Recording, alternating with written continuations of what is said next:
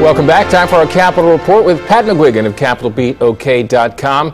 Pat, let's start off talking about this call for a special session. You know that the governor has hinted at that. I know you've talked to her office about that. What are the possible topics, if they have one, and do you think one's likely to happen? A little more likely towards the end of the week than I would have said, several days before.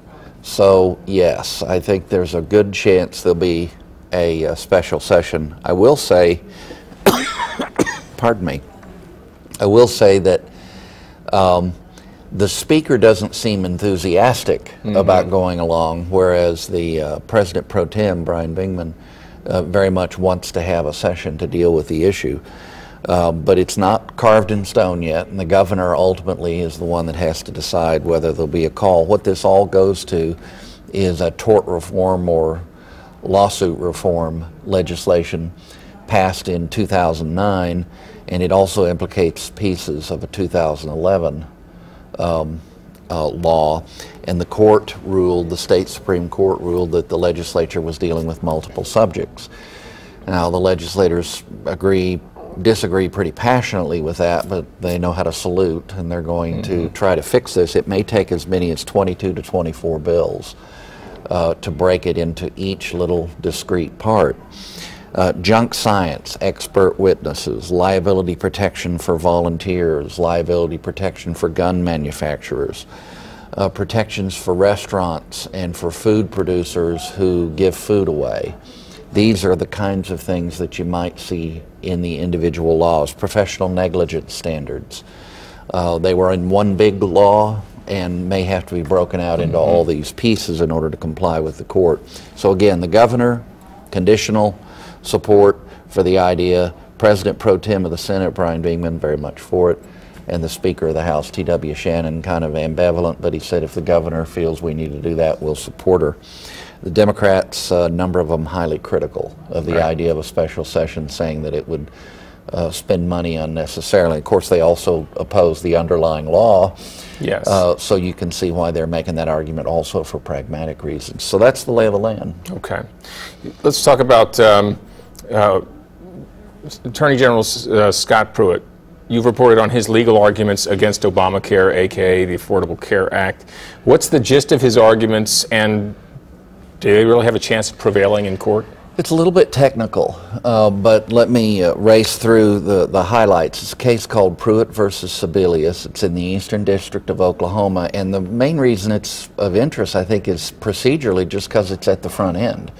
This is something that still has the potential to be a live round, if you will, and make it all the way to the Supreme Court if the court believes the issues are significant.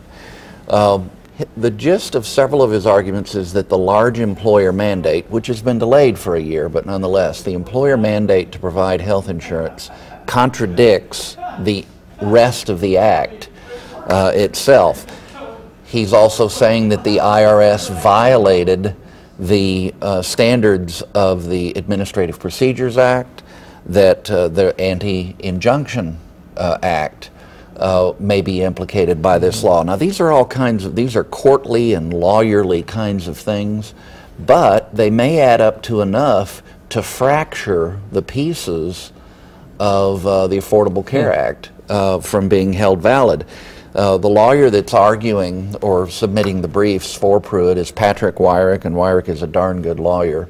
They immediately moved just a few days ago to drop into this case the implications of a ruling over on the East Coast in the Fourth Circuit, a Virginia case involving Liberty University, and the costs that are imposed on large employers in order to comply. So I think there's at least a chance. National Review Online, certainly an institution I respect, it's the successor of the magazine Bill Buckley started, and they did a very complimentary analysis of Pruitt's work, saying that this is meaty legal stuff, and we'll have to see how the courts deal with it. Okay, last thing, only have a few seconds. The Lieutenant Governors the National Lieutenant Governors Association met here. Lieutenant Governor Todd Lamb hosting them. What do these governors light talk about when they get together?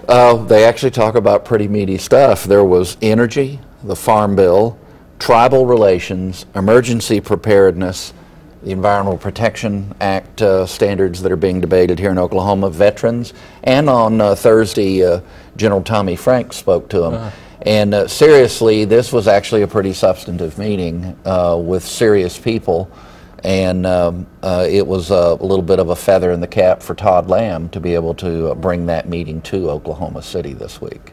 So. You can read more about these and other topics at CapitolBeatOK.com. For Pat McGuigan, I'm Alex Cameron. Have a great day.